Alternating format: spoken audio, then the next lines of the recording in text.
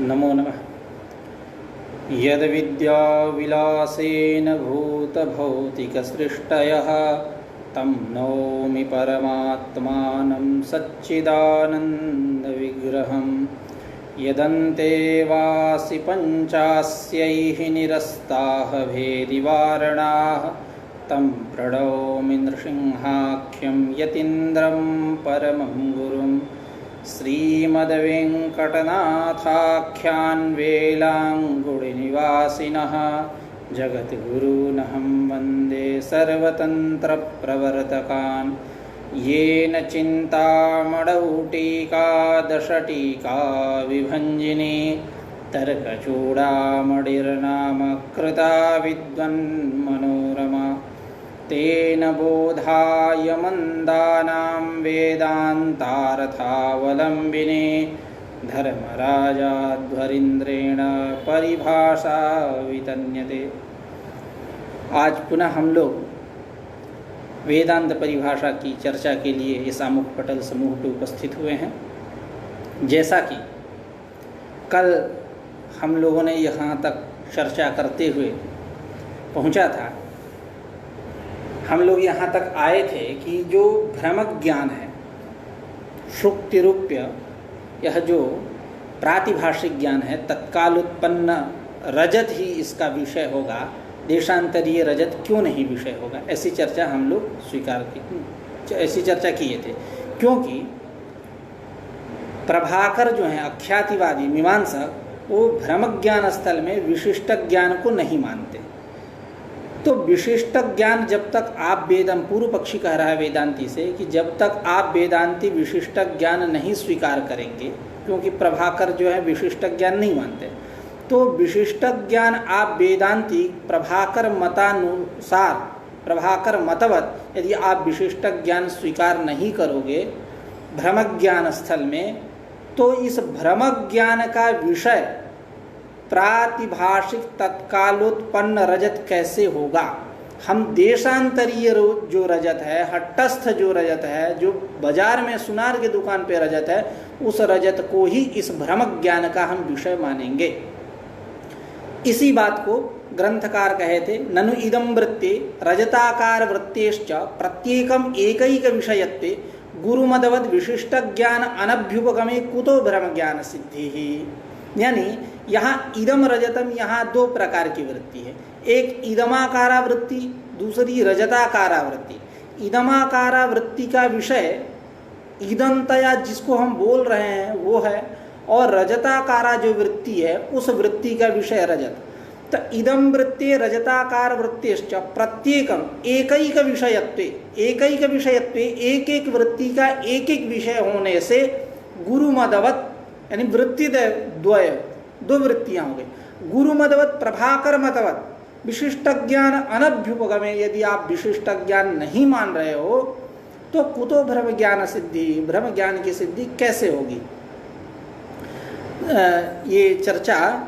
उसके बाद वो ग्रंथकार कहे थे वहाँ कि वृत्ति द्वय उच्यते इति चेत न, यदि आप ऐसा कहो तो नहीं कह सकते। क्यों कि वृत्ति द्वय प्रतिबिंबित चैतन्यस्य एकस्य सत्य मिथ्या वस्तु तादात्म्यावगाहित्वेन भ्रमत्वस्य स्वीकारात्। यानी जो वृत्ति द्वय, इदमाकारा वृत्ति बन रही है और रजताकारा जो अविद्या की वृत्ति बन रही है, वृत्ति द्वय जो प्रतिबिंबित चैतन्य है वो एक है। अब वह प्रतिबिंबित चैतन्य जो है सत्य मिथ्या वस्तु तादात्म्यावगाहित्वेन, सत्य का भी अवगाहन कर रहा है और मिथ्या वस्तु इसका भी अवगाहन कर रहा है। सत्य मिथ्या वस्तु का जो तादात्म्य है इसका अवगाहन कर रहा है। तो सत्य मिथ्या वस्तु तादात्म्य अवगाहित्वेन भ्रमत्वस्य स्वीकारात्, भ्रम जो है भ्रम ज्ञान की सिद्धि हो जाएगी, कोई दिक्कत नहीं है।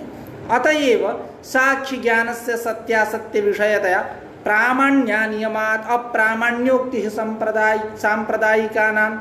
इसीलिए कहते हैं कि जो साक्षी ज्ञान है, यह साक्षी ज्ञान का विषय सत्य भी है और असत्य भी है। इस प्रकार उभय विषय होने के कारण प्रामाण्य अनियमात्, प्रामाण्य का वहाँ नियम नहीं हो पाता है, निश्चय नहीं हो पाता है।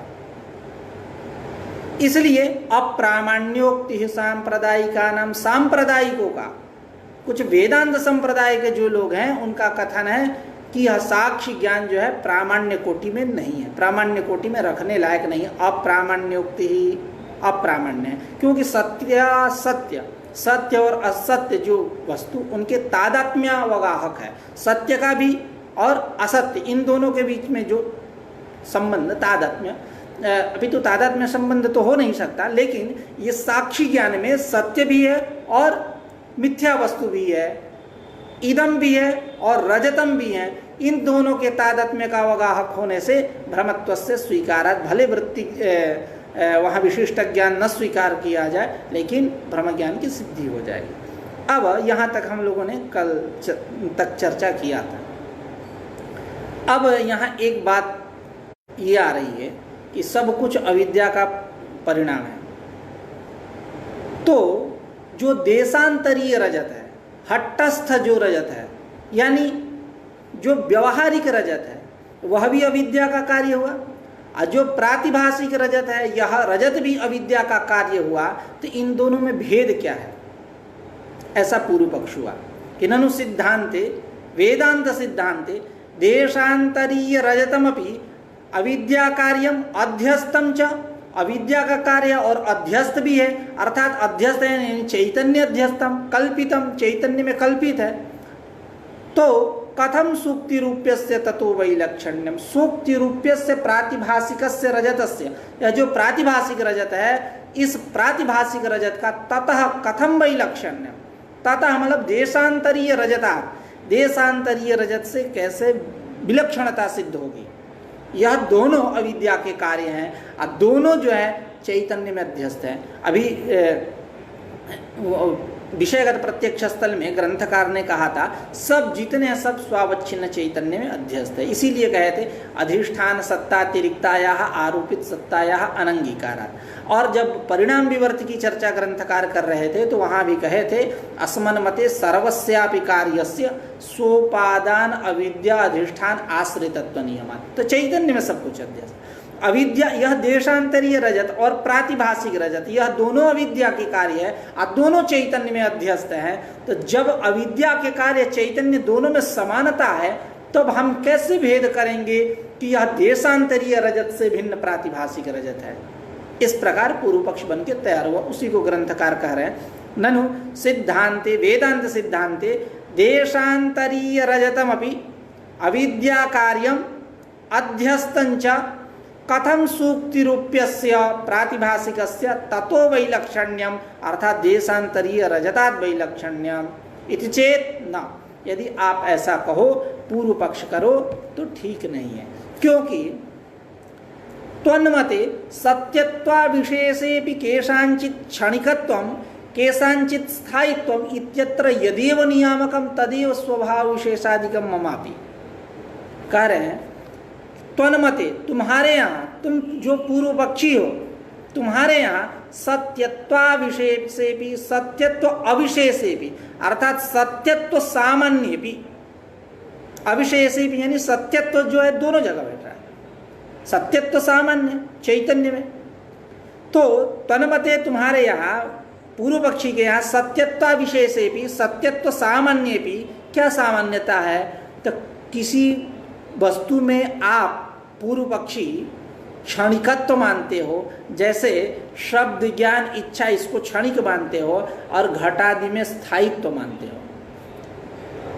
और हेतु क्या देते हो? स्वभावात, इनका स्वभाव ही ऐसा है।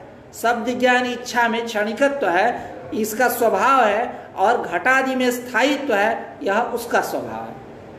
तो केषांचित् क्षणिकत्वं केषांचित् स्थायित्वम् इत्यत्र यदेव नियामकम्, जो नियामक है स्वभाव, तदेव स्वभाव विशेषादिकं ममापि, वही स्वभाव विशेषादि मेरे यहाँ भी नियामक है। अर्थात देशांतरीय रजत से यह सुक्ति रूप्य रजत क्या वो भिन्न हुआ। एक दूसरा समाधान यद्वा करके घटादि अध्यासे अविद्यैव दोषत्वेनापि हेतु शुक्ति रूप्यादि अध्यासे तो काचादयो दोषाः अपि। करेगी जो घटादि है या देशांतरीय रजत को ही ले लीजिए, इनके अध्यास में ये चैतन्य में अध्यस्त है, इनके अध्यास में केवल अविद्या ही दोषत्वेन स्वीकृत है, हेतु है। लेकिन जो प्रातिभाषिक है रजत, सुक्ति रूप्य जो रजत है, इसके अध्यास में अविद्या तो दोषत्वेन हेतु है ही, अविद्या तो है ही, और काच कामलादि दोष भी हैं, निद्रा तंद्रादि भी है। तो एक अतिरिक्त हो गया इसमें। जो देशांतरीय रजत है उसमें केवल अविद्या हेतु बन रही है, केवल अविद्या। यह जो प्रातिभाषिक रजत आदि हैं इनमें तो अविद्या हेतु है ही, और साथ साथ दोष जन्यता भी है, दोषादि भी इसमें प्रयोजक हैं, हेतु हैं। इसलिए विलक्षणता सिद्ध हुई देशांतरीय रजत से प्रातिभाषिक रजत की। उसी को ग्रंथकार यहाँ कह रहे हैं अपने शब्दावली में, ननु सिद्धांते देशांतरीयम रजतम अविद्या कार्यम अध्यस्तम चेति कथम सूक्तिरूप्यस्य ततो वैलक्षण्यम, ततः वैलक्षण्यम देशांतरीय रजतात् सूक्तिरूप्यस्य कथम वैलक्षण्यम इति चेत न त्वन्मते पूर्वपक्षिणः मते, पूर्व पक्षी के मत में सत्यत्वा विशेषे भी, सत्यत्व सामान्य भी, सत्यत्व जो है सत्यता वो सामान्य होने पर भी, के सांचित क्षणिकत्व, तुम्हारे यहाँ जो सत्यत्व सामान्य है लेकिन तब पर भी आप किसी में क्षणिकत्व मानते हैं, क्षणिक सत्य, किसी में स्थायित्व ऐसा मानते हो, जबकि सामान्य है सत्यत्व। जहाँ रहेगा तो कैसे उसमें आप किसी में क्षणिक, किसी भी वस्तु में आप क्षणिकत्व मान रहे हो, किसी वस्तु में स्थायित्व मान रहे हो, जबकि सत्यत्व तुम्हारे यहाँ सामान्य है। अब वहाँ हेतु क्या देते हो? स्वभाव विशेष आदि। तो वही स्वभाव विशेष आदि हमारे यहाँ भी हेतु है। तो यही कह रहे हैं, तन्मते पूर्व पक्षिण मते के सत्यत्वा विशेषेपि सामान्येपि अविशेषेपि केषांचित् क्षणिकत्वं केषांचित् स्थायित्वम् इत्यत्र यदेव नियामकं प्रयोजकं तदेव स्वभाव विशेषादिकं ममापि यद्वा घटादि अध्यासे अविद्यैव दोषत्वेनापि हेतुः सूक्तिरूप्यादि अध्यासे तो काचादयः दोषाः अपि। यहाँ काचादि दोष भी एक अतिरिक्त एक्स्ट्रा है, एक कोटि आगे की बात हो रही है इसमें। इसलिए देशांतरीय रजत से सूक्ति रूप्य जो रजत है भ्रम है, भ्रम ज्ञान जो है, प्रातिभाषिक जो रजत है वह भिन्न है। अब आगे कह रहे हैं, तथा च आगंतुक दोषजन्यत्व प्रातिभाषिकत्व प्रयोजकम। करेंगे प्रातिभाषिकत्व में प्रयोजक क्या है? तो आगंतुक दोषजन्यत्व। आगंतुक दोषजन्यत्व यानी निद्रा तंद्रादि यह सब क्या आगंतुक दोष है। काच कामल आदि कैसे हैं? आगंतुक दोष है। तो आगंतुक दोष जन्यत्व ही प्रातिभाषिक में प्रयोजक है, वो सुक्ति रूप्यादि है। अतएव स्वप्नोपलब्धरथादीनाम आगंतुक निद्रादि दोष जन्यत्वात् प्रातिभाषिकत्वम। इसीलिए आपको स्वप्न काल में जो रथ तुरगादि की प्रतीति हो रही है, गज इत्यादि की जो प्रतीति हो रही है स्वप्न काल में, आप जो इनको देख रहे हो, यह स्वप्नोपलब्ध जो रथादि है, यह स्वप्नोपलब्ध रथादि आगंतुक निद्रादि दोष जन्य है। आगंतुक जो निद्रादि दोष उससे जन्य होने के कारण प्रातिभाषिकता इनमें सिद्ध होती है। ये सब प्रातिभाषिक है, झूठ मूठ के जगह तो सब गायब।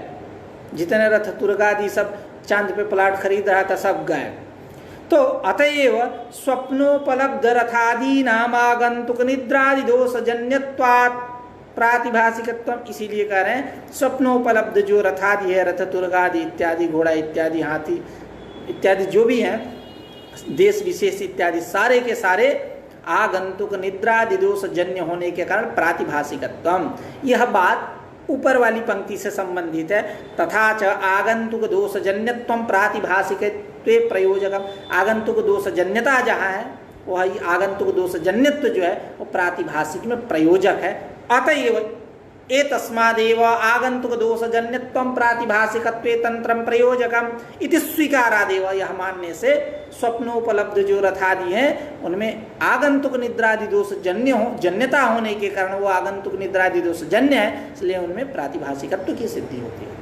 अब एक बात यहाँ पूर्व पक्ष किया जा रहा है कि जो स्वप्न काल में रथ तुरगादि की जो प्रतीति होती है वह प्रातिभाषिक है, तत्काल उत्पन्न है, अनिर्वचनीय, ऐसा वेदांतियों का सिद्धांत है। और उसकी वहाँ सृष्टि होती है, उसकी स्वप्न काल में जो रथ तुर्ग आदि की सृष्टि होती है वो तत्कालोत्पन्न है। तो अब यहाँ पूर्व पक्षी कहा कि जागरण काल में रथ तुर्ग आदि को देखा, स्वप्न काल में गया, स्मरण से ही उनकी उपपत्ति हो जाएगी, रथादि सृष्टि कल्पना करने की कोई आवश्यकता नहीं। और कल्पना कर रहे हो तुम वेदांती तो गौरव है, इसलिए कि दो दो सृष्टि माननी पड़ जाएगी। एक तो सृष्टि व्यवहार दशा वाली और एक स्वाप्निक सृष्टि। स्वप्न काल में जो रथ तुर्ग आदि देश विशेष इत्यादि को मान रहे हो तो क्या होगा, गौरव हो गया। आप स्मरण से ही इनकी सिद्धि करो, स्वप्न काल में रथ तुर्ग आदि की सृष्टि मत करो, गौरव है। ऐसा पूर्व पक्षी बन के तैयार हो। फिर से एक बार, स्वप्न काल में जो रथ तुर्ग आदि की प्रतीति होती है वो सारी रथ तुर्ग आदि जितने हैं सारे उनकी सृष्टि होती है, ऐसा वेदांत सिद्धांत है। तो अब पूर्व पक्षी कह रहा है कि यहाँ स्मरण मात्र से ही व्यवहार कर लीजिए, स्मरण मात्र से ही उपपत्ति हो जाएगी। जागरण काल में वो तो रथ तुर्ग आदि को देखा, जा करके शयन कर गया तो सब उसको दिखाई दे रहे हैं, सृष्टि वृष्टि करने की कोई आवश्यकता नहीं है, ऐसा पूर्व पक्ष हुआ। उसी को कह रहे हैं ननु स्वप्न स्थले पूर्वानुभूत रथादेह, जो जागरण काल में रथ तुर्ग आदि को अनुभूत किया, देखा, प्रत्यक्ष किया, पूर्वानुभूत रथादेह स्मरण मात्रेण व्यवहारोपपत्तौ, स्मरण मात्र से ही व्यवहारोपपत्ति हो जाएगी। न रथादि सृष्टि कल्पनम गौरवाद, रथादि सृष्टि कल्पना करने की कोई आवश्यकता नहीं है, गौरवाद गौरव होगा। क्यों गौरव? क्योंकि दो दो सृष्टि माननी पड़ेगी। एक तो जो घोड़ा ओड़ा इत्यादि देख रहे हैं, जिस पे चढ़ रहे हैं व्यवहार काल में, जागृत काल में, एक ये सृष्टि, एक स्वप्न काल में जो आप घोड़े पर चढ़ रहे हो, झूठ मूठ का, चांद पे प्लाट खरीद रहे हो इत्यादि, तो दो दो सृष्टि माननी पड़ेगी। इस प्रकार गौरव हुआ। इति चेत न, यदि आप ऐसा कह रहे हो तो नहीं कर सकते, हम रथ तुर्ग आदि की सृष्टि मानेंगे ही। क्योंकि यदि हम रथ तुर्ग आदि की सृष्टि नहीं मानेंगे तो दोष है।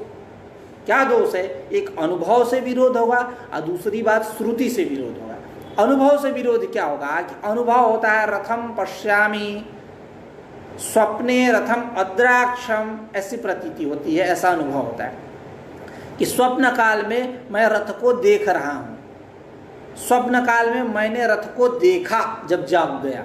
जब जग गया तो क्या कह रहा है, रथ स्वप्न काल में मैंने रथ को देखा। अब स्मरण मात्रेण व्यवहारोपपत्ति करोगे आप तो समस्या आएगी।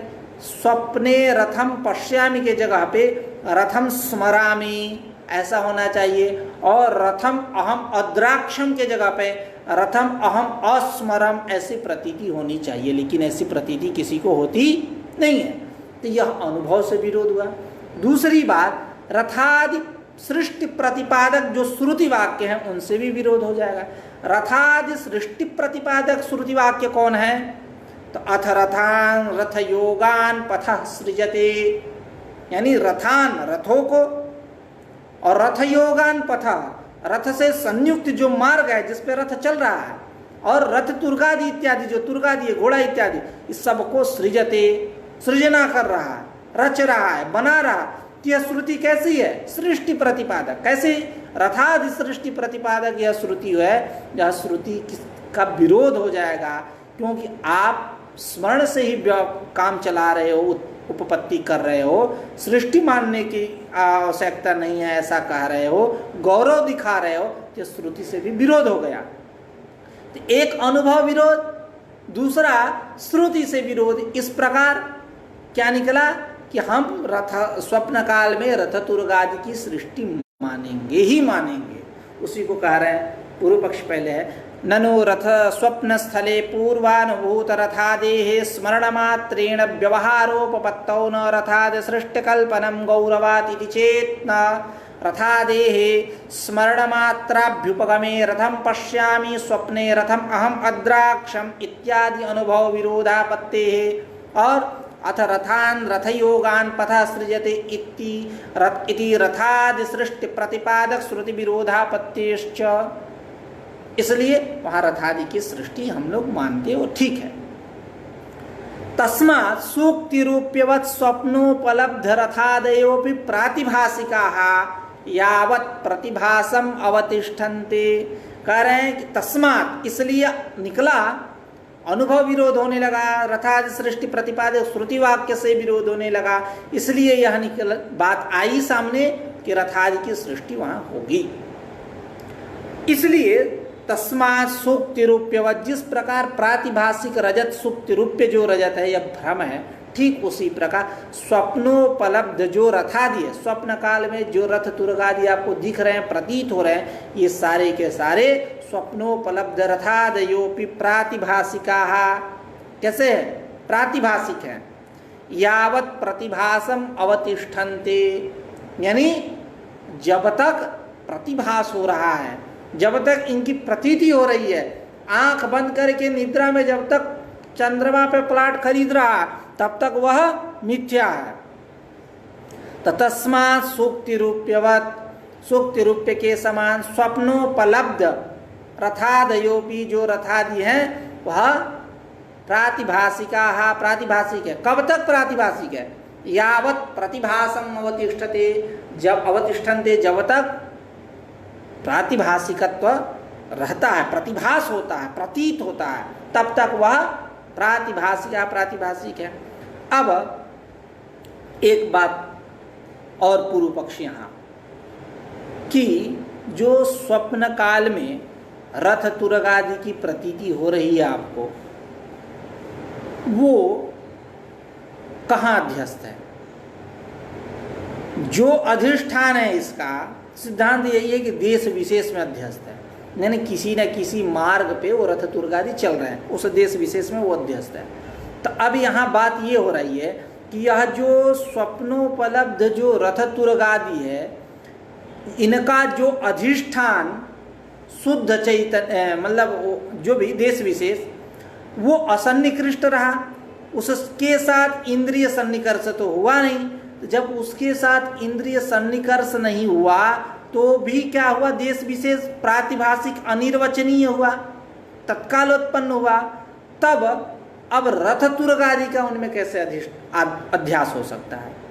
क्योंकि अध्यास जिसमें करना है, अध्यास जिसमें हो रहा है, जो जिसमें अध्यस्त है, तो अधिष्ठान का प्रत्यक्ष होना, अनिर्वचनीय न होना, अर्थात सत्य होना, व्यवहारिक सत्य होना या पारमार्थिक सत्य होना अपेक्षित है।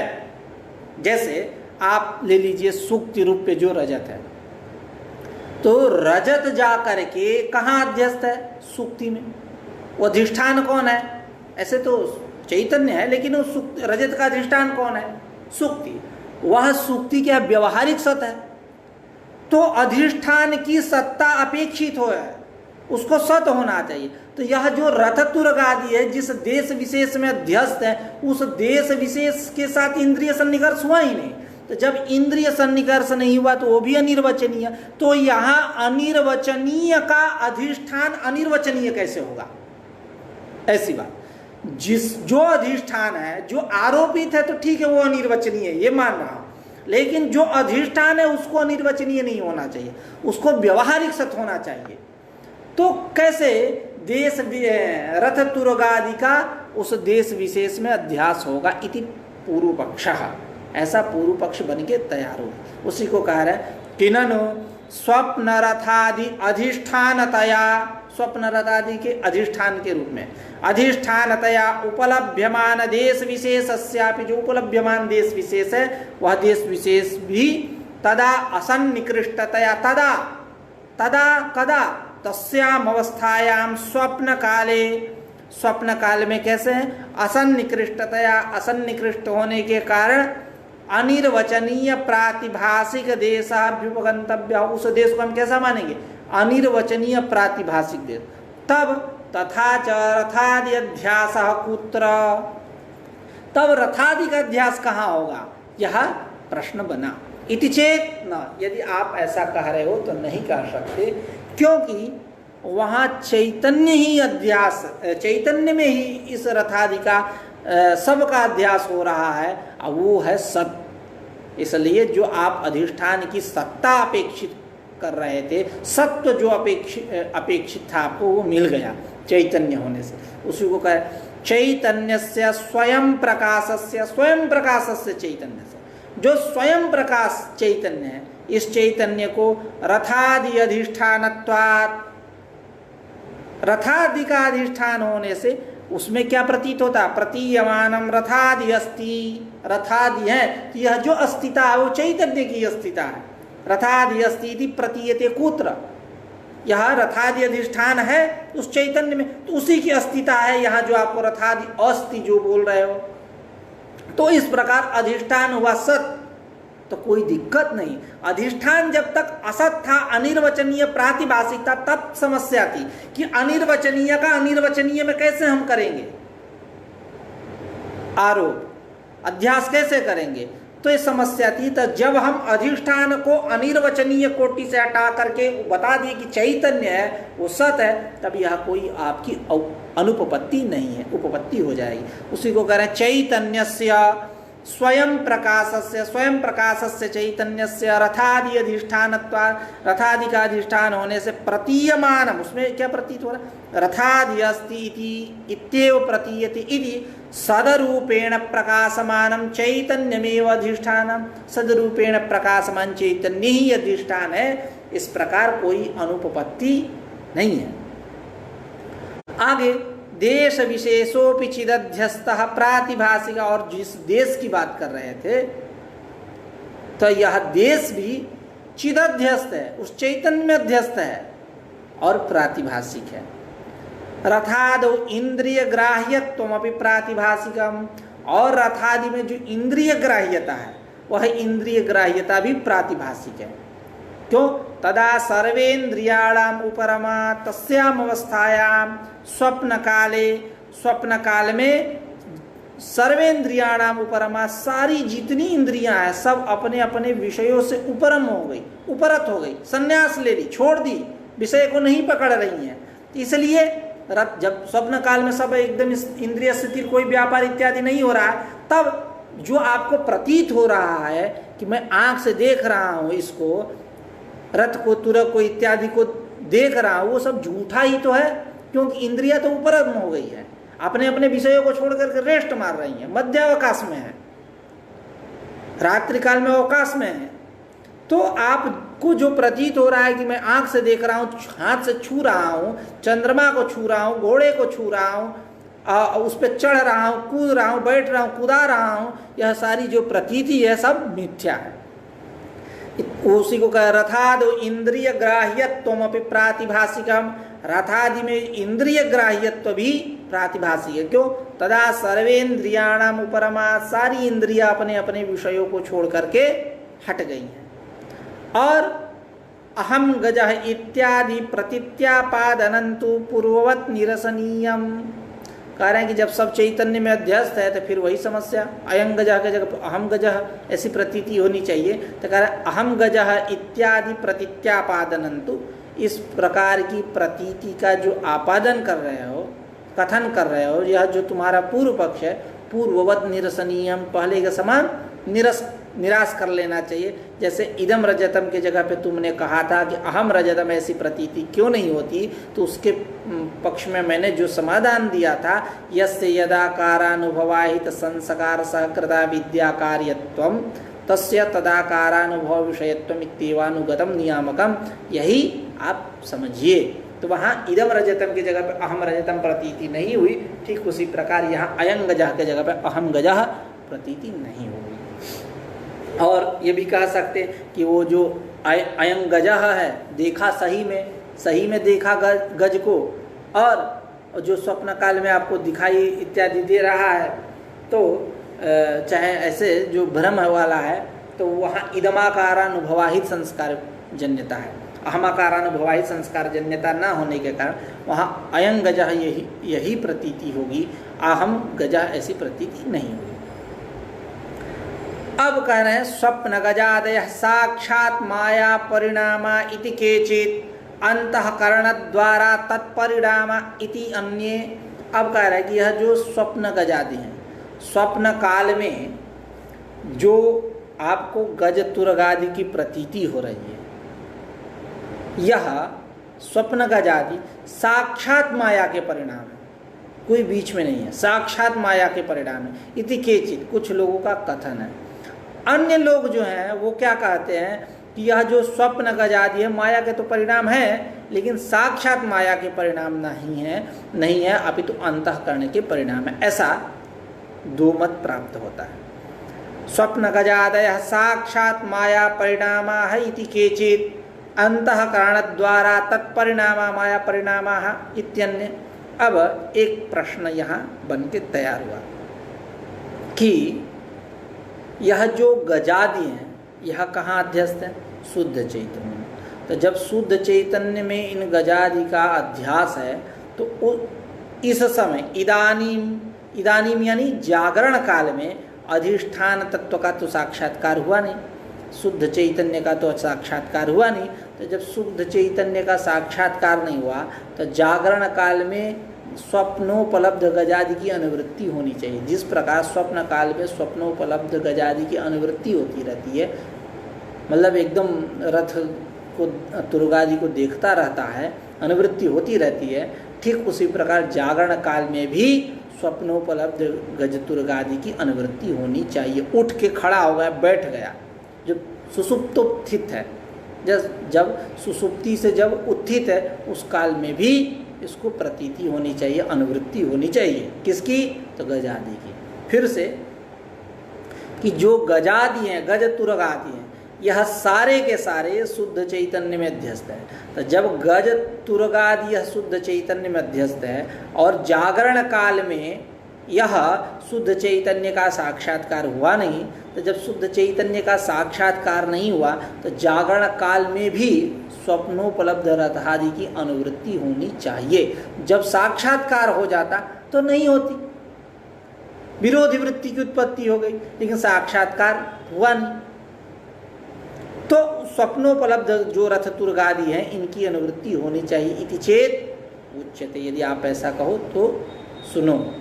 उसी को कह रहे ननो गजादे हे शुद्ध चैतन्याध्यस्तत्वे इदानीम अधिष्ठान साक्षात्काराभावे जागरणेपि स्वप्नोपलब्ध गजादयो अनुवर्तेरन, इसकी अनुवृत्ति होनी चाहिए। तो उच्यते, समाधान दे रहे हैं। ठीक है, गजादि की अनुवृत्ति की बात रही तो गजादि का बाध नहीं होगा, लेकिन निवृत्ति तो हो सकती है। गजादि का बाध भले ना हो लेकिन निवृत्ति तो हो सकती है। उसी निवृत्ति पे कह रहे हैं कि कार्य विनाशो ही द्विविधा। ऐसा कार्य का विनाश, कार्य का नाश दो प्रकार से होता है। एक जगह कश्चित उपादानेन सह, उपादान के साथ कार्य का नाश। एक जगह विद्यमान एव उपादाने, उपादान कारण के रहते हुए भी कार्य का नाश। जैसे जहां उपादान के साथ कार्य का नाश हो रहा है, जैसे पटोदग्धा, मतलब पट का जल जाना, तो पट कार्य है, इस कार्य का तो नाश हो रहा है और तंतु का भी तो नाश हो रहा है, यानी कार्य कारण दोनों का नाश हो रहा है। तो उपादान के साथ जहां कार्य का नाश हो उसको बोलेंगे हम बाधा। जहां विद्यमान एव उपादाने, उपादान रहे और कार्य का नाश हो जाए, जैसे मुसल प्रहार करेंगे, मुदगर प्रहार करेंगे घड़ा पर, तो घड़ा क्या होगा? फूट जाएगा। तो कार्य का नाश हुआ, उसका उपादान भूत जो मृत्तिका है उसका नाश नहीं हुआ। तो कश्चित विद्यमान एव उपादाने, तो जो पहला है जहां कार्य और कारण दोनों का नाश हो रहा है उसको हम बोलते हैं बाधा। जहां केवल कार्य का नाश हो रहा है, कारण का नाश नहीं हो रहा है, उसको हम बोलते हैं निवृत्ति। और यह जो बाध है, इस बाध में हेतु क्या है? तो अधिष्ठान तत्व का साक्षात्कार हो जाना। जब अधिष्ठान तत्व का साक्षात्कार हो जाएगा तो उपादान, कारण और कार्य सब नष्ट हो जाएंगे। और द्वितीय जो निवृत्ति है इसमें हेतु क्या है? तो विरोधी वृत्ति की उत्पत्ति। जैसे अयं घटा है तो विरोधी वृत्ति क्या हो? नायं घटा। विरोधी वृत्ति की उत्पत्ति और दोष की निवृत्ति, यानी काच, कामल आदि, निद्रा, तंद्रा इत्यादि जितने फालतू के दोष हैं, यह सबकी निवृत्ति होना ही, सबका हट जाना, यही निवृत्ति है। तो उसी को ग्रंथकार कह रहे हैं कि तो जो आपने पूर्व पक्ष किया कि स्वप्नोपलब्ध जो गजादि है इनकी अनुवृत्ति होनी चाहिए, क्योंकि यह गजादि जो शुद्ध चैतन्य में इनका अध्यास है और उस शुद्ध चैतन्य का जागरण काल में साक्षात्कार नहीं हुआ, तो स्वप्नोपलब्ध गजादि की अनुवृत्ति होनी चाहिए जागरण काल में भी। इति चेत उच्यते, यदि आप ऐसा प्रश्न करोगे तो उसका समाधान सुन लो कि भले बाध न हो लेकिन निवृत्ति हो जाएगी। गजादि निवृत्तों को विरोधा, अभी कहेंगे। तो कार्य विनाशो ही द्विविधा, कार्य का विनाश दो प्रकार, कश्चित उपादाने न सह कश्चित विद्यमान एवं उपादाने, कहीं कहीं उपादान के साथ कार्य का नाश, कहीं कहीं उपादान के रहते हुए कार्य का नाश। आद्यो बाधा, जहां उपादान के साथ कार्य का नाश हो रहा है उसको हम बोलते हैं बाध, और द्वितीय यस्तु निवृत्ति, जो द्वितीय है जहां उपादान रहे और कार्य का नाश हो उसको हम बोले निवृत्ति। आद्यस्य कारणम अधिष्ठान तत्व साक्षात्कार, बाध का कारण क्या है, कैसे बाध होगा, कारण क्या है, हेतु क्या है उसमें, तो कह रहे हैं कि आद्यस्य कारणम अधिष्ठान तत्व साक्षात्कार, अधिष्ठान तत्व का साक्षात्कार होना, यदि शुद्ध चैतन्य का साक्षात्कार हो जाए तो गजादि की अनुवृत्ति नहीं होगी, गजादि का बाध हो जाएगा। तो कह रहे आद्यस्य कारणम अधिष्ठान तत्व साक्षात्कार, आदि जो बाध है उसका कारण क्या है, अधिष्ठान तत्व का साक्षात्कार, क्योंकि तेन बिना उपादान भूतायाः अविद्यायाः अनिवृत्ति है। तेन बिना मतलब अधिष्ठान तत्व साक्षात्कारेण बिना, जब तक अधिष्ठान तत्व का साक्षात्कार नहीं होता तब तक उपादान भूत जो अविद्या, कार्य जितने कार्य सबका उपादान अविद्या है, तो तेन यानी अधिष्ठान तत्व साक्षात्कारेण बिना, उस जब तक अधिष्ठान तत्व का साक्षात्कार नहीं हो रहा है, अधिष्ठान तत्व साक्षात्कारेण बिना उपादान भूतायाः अविद्यायाः, उपादान भूत जो अविद्या, उस अविद्या की अनिवृत्ति है, निवृत्ति नहीं होती। द्वितीय निवृत्ति है, इसमें क्या चीज है, तो कह रहे हैं कि द्वितीय विरोधी वृत्ति उत्पत्ति दोष निवृत्ति, विरोधी वृत्ति की उत्पत्ति हो जाना और दोष की निवृत्ति होना ही हेतु है, प्रयोजक है। तदिह अप्रकृत स्थल में ब्रह्म साक्षात्काराभावात् स्वप्न प्रपंचो माँ बाधी माँ अबाधी। तो अब कह रहे हैं कि ब्रह्म साक्षात्काराभावात्, ब्रह्म साक्षात्कार का अभाव होने से, अधिष्ठान तत्व शुद्ध चैतन्य का साक्षात्कार न होने से स्वप्न प्रपंचो माँ बाधी, स्वप्न प्रपंच का बाध नहीं होता, क्योंकि बाध तब होगा जब अधिष्ठान तत्व का साक्षात्कार हो। तो क्या होगा, तो बाध तो होगा नहीं।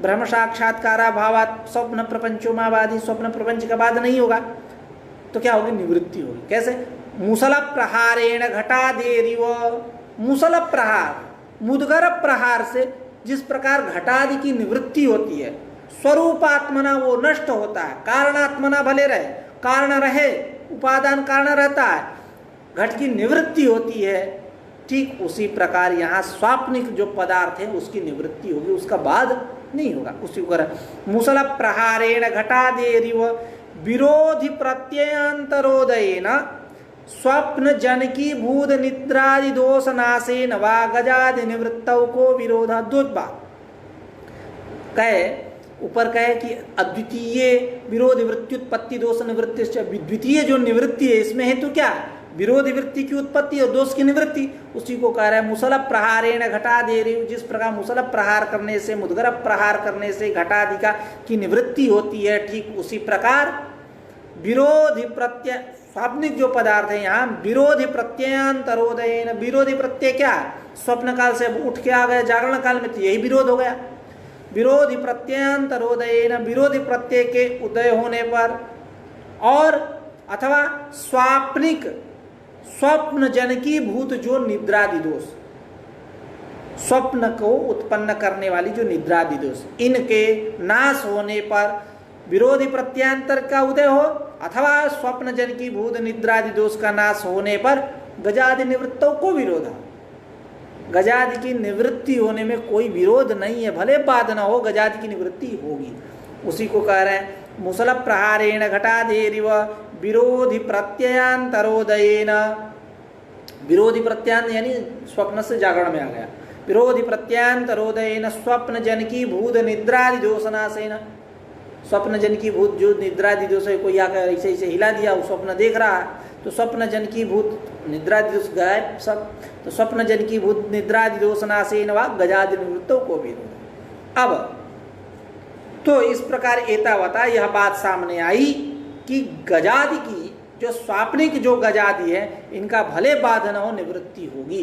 जो आपने पूर्व पक्ष किया था कि यह जो स्वाप्निक गजादि है ये शुद्ध चैतन्य में अध्यास है इनका, और शुद्ध चैतन्य का साक्षात्कार नहीं हुआ तो जागरण काल में भी स्वाप्निक गजादि की अनुवृत्ति होनी चाहिए। यह जो आपने पूर्व पक्ष किया वो आपका ठीक नहीं है, गजादि का यहाँ निवृत्ति हो जाएगी।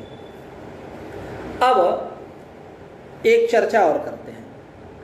एक तूला विद्या होती है और एक मूला विद्या होती है, अविद्या। तूला विद्या और मूला विद्या। तो तूला विद्या कैसी है? प्रातिभाषिक ज्ञान की जनिका, जैसे सूक्ति रूप पे जो रजत है, तूला विद्या का कार्य है यानी प्रातिभाषिक ज्ञान जनिका है वो। एक मूला विद्या वो व्यवहारिक ज्ञान जनिका है। तूला विद्या प्रातिभाषिक स्थल के लिए है, ऐसा समझ जाइए, प्रातिभाषिक ज्ञान जनिका, और मूला विद्या जो है वो व्यवहारिक ज्ञान जनिका। तो अब यहाँ एक बात कह रहे हैं कि एवं च सूक्ति रूप्यस्य सूक्त्यवच्छिन्न चैतन्य निष्ठ तूला विद्या कार्यत्व पक्षे सूक्ति इति ज्ञानेन तदज्ञानेन सह रजतस्य बाधः।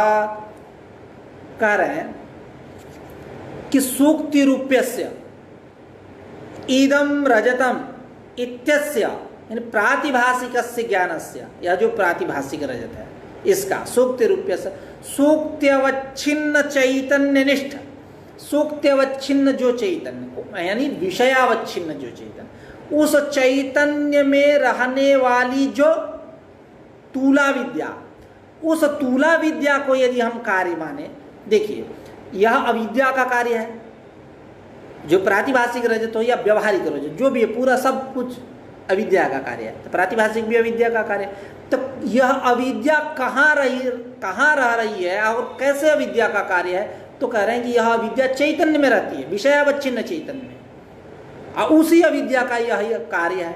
तो यदि हम तूला विद्या का कार्य माने, जो प्रातिभाषिक ज्ञान जनिका है, तूला विद्या का कार्य माने यदि सूक्ति रूप्य रजत को, तो क्या होगा?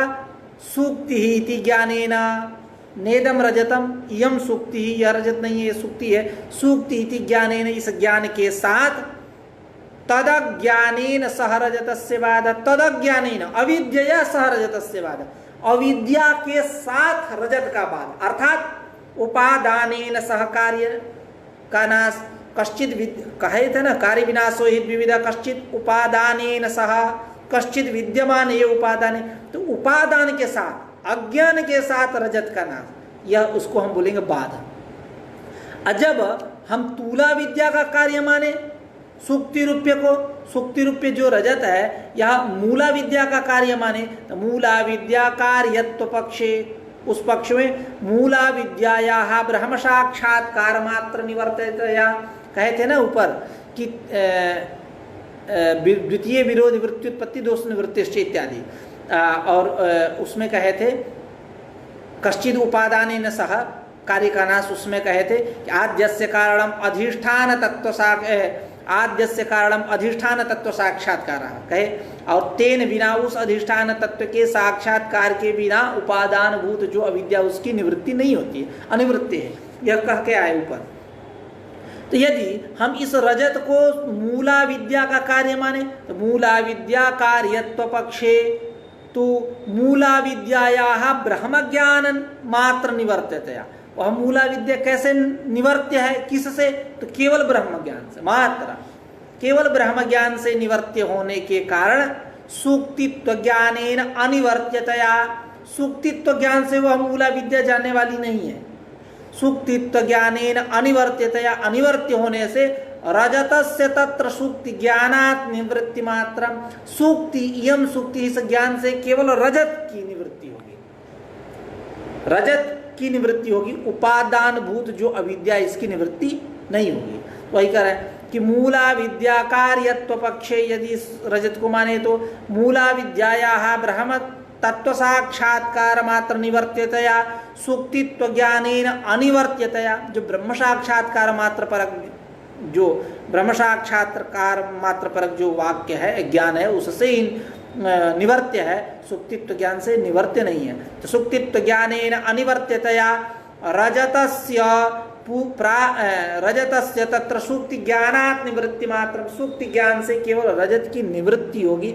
मुसल प्रहारेण घटस्य, जिस प्रकार मुसल प्रहार करते हैं और घट की निवृत्ति होती है, बाध नहीं होता है, ठीक उसी प्रकार यहाँ जो सुक्ति रूपे जो प्रातिभाषिक रजत है, यहाँ रजत की निवृत्ति होगी। यानी दोनों बात, जब उस सुक्त्यवच्छिन्न जो चैतन्य, इदम रजतम, यहाँ सुक्ति रूपे प्रातिभाषिक ज्ञान स्थल में सुक्त्यवच्छिन्न जो चैतन्य, विषयावच्छिन्न जो चैतन्य, उसमें चैतन्य में रहने वाली जो अविद्या, उस अविद्या का कार्य सुक्ति रूपे रजत है, प्रातिभाषिक रजत है। तो ये दो प्रकार की अविद्या, एक तूला विद्या, एक मूला विद्या। तूला विद्या प्रातिभाषिक ज्ञान की जनिका, मूला विद्या व्यवहारिक ज्ञान की जनिका। तो जब हम इस सुक्ति रूपी रजत को तूला विद्या का कार्य मानेंगे, तब क्या होगा, बाध होगा। सुक्ति के साथ साथ सुक्ति इस ज्ञान से अविद्या और रजत यानी कारण और कार्य, उपादानेन सह कश्चित कार्य विनाशो हि द्विविधा कश्चित उपादानेन सह कश्चित विद्यमान ये उपादान, ऐसी चर्चा हम लोगों ने किया। तो यहाँ बाध हुआ। और जब हम मूला विद्या का कार्य माने इस रजत को, तो मूला विद्या जो है वह केवल ब्रह्म साक्षात्कार के मात्र ज्ञान से ही निवर्त्य है, ब्रह्म साक्षात्कार मात्र निवर्त्य है मूला विद्या। तो ब्रह्म साक्षात्कार मात्र निवर्त्य होने से सुक्तित्व ज्ञान से वो जाने वाली नहीं है। सुक्तित्व ज्ञानेन अनिवर्त्यतया, अनिवर्त्य होने से क्या होगा, केवल रजत मात्र की निवृत्ति होगी, बाध नहीं होगा। जैसे मुसल प्रहारेण घटस्य, जैसे मुसल प्रहार करते हैं तो घट नष्ट हो जाता है, केवल कार्य का नाश होता है, कारण का नाश नहीं होता। यानी वहाँ घट की निवृत्ति होती है, घट का बाध नहीं होता है।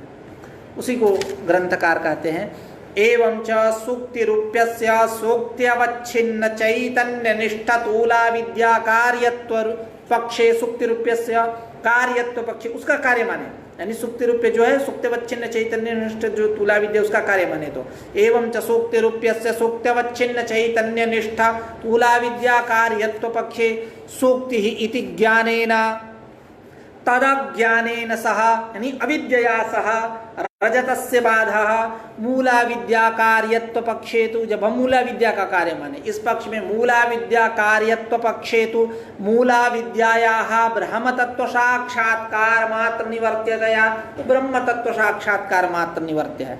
तो मूला विद्या कार्यत्व पक्षे तु मूला विद्यायाः ब्रह्म तत्व साक्षात्कार मात्र निवर्त्यतया सुक्तित्व ज्ञानेन अनिवर्त्यतया रजतस्य तत्र सुक्ति ज्ञानात् निवृत्ति मात्रम, रजत का वहाँ सुक्ति ज्ञान से केवल निवृत्ति होगा। रजतस्य तत्र सुक्ति ज्ञानात् निवृत्ति मात्रम मुसल प्रहारेण घटस्य, घट की वहाँ निवृत्ति होती, बाध नहीं होती। ननु सुक्तौ रजतस्य प्रतिभास समय, अब यह चर्चा करेंगे त्रैकालिक निषेध ज्ञानम न स्यात्। अब आज की चर्चा यहीं रखते हैं, कल पुनः चर्चा करते हैं, एक नई ऊर्जा से मिलते हैं कल। आज का पाठ यहीं समाप्त होता है। नमस्कार।